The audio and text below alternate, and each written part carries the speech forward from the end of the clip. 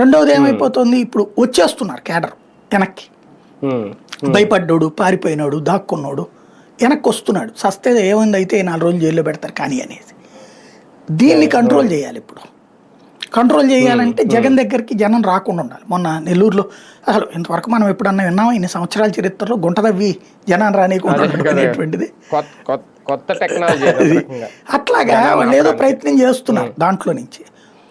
అక్కడ కూడా వర్కౌట్ కావట్లేదు. ఇక వచ్చే జనాల గురించి నెగిటివ్గా ప్రచారం చేయాలి. ఇక జగన్ ఎట్ట చేస్తున్నారు. ఇప్పుడు నాకు తెలిసి రేపటి నుంచి చూడండి, ఆ సెక్యూరిటీ కార్యకర్తను కొట్టారు, తోశారు, దాంతో కార్యకర్త మదనపడ్డాడు. అహంకారం ఏంటిది, జగన్ ఇంతకు ముందు అంతే మమ్మల్ని పోలీసులు దూరం పెట్టాడు, ఇప్పుడు మళ్ళీ దూరం పెట్టిస్తున్నాడు అని చెప్పి ఫీల్ అయ్యారు అని రాస్తారు చూడండి మీరు రేపు భవిష్యత్తులో.